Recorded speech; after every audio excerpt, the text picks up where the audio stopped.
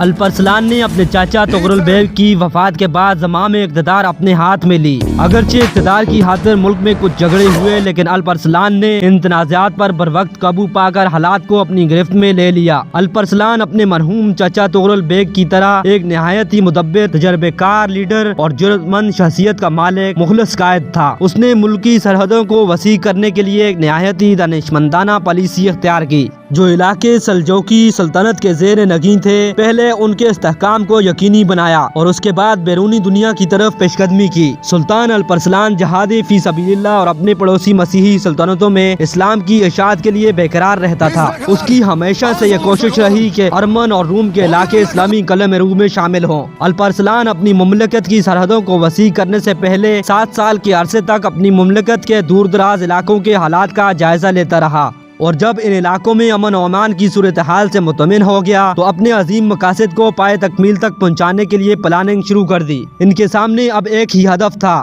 سلجوقی سلطنت کے پڑوس میں واقع مسیحی علاقوں کو فتح کرنا، فاطمی دولت کے اقتدار کو ختم کرنا اور تمام اسلامی دنیا کو عباسی خلفاء اور سلجوقی اقتدار کے جھنڈے کے نیچے متحد کرنا۔ الپرسلان نے اپنے منصوبے کو عملی جامہ پہنانے کے لیے ایک بہت بڑا لشکر تیار کیا اور اس لشکر کی قیادت کرتا ہوا ارمن اور جارجیا کی طرف روانہ ہوا۔ یہ علاقے بہت جلد ان کے ہاتھوں فتح ہوئے۔ الپرسلان آگے بڑھا اور شام کے شمالی علاقوں پر چڑھائی کی۔ حلب میں مرداسی حاکم تھا۔ اس سلطنت کی بنیاد 1023 عیسوی میں صالح بن مرداس نے رکھی۔ الپرسلان نے مرداسی سلطنت کا محاصرہ کر لیا اور اس سلطنت کے فرمانروا محمود بن صالح بن مرداس کو مجبور کیا کہ وہ مصر کے فاطمی خلیفہ کے بجائے عباسی خلیفہ کی حکومت کو تسلیم کرے اور لوگوں کو اس حکومت کے احکامات کا پابند کرے۔ اس کے بعد الپرسلان نے ایک ترکی نژاد قائد عدسس بن اوک خوارزمی کو جنوبی شام پر حملہ کرنے کے لیے بھیجا۔ خوارزمی نے فاطمیوں سے رملہ اور بیت المقدس چھین لیے، لیکن اسقلان ہی قبضہ نہ ہو سکا، جسے مصری حدود میں داخلے کے لیے ایک بہت بڑے دروازے کی حیثیت حاصل تھی۔ الپرسلان کی فتوحات میں رومی شہنشاہ رومن دیوجن کو آتش زیر پا کر دیا اور اس نے پختہ ارادہ کر لیا کہ وہ ہر قیمت پر اپنی شہنشاہیت کا دفاع کرے گا۔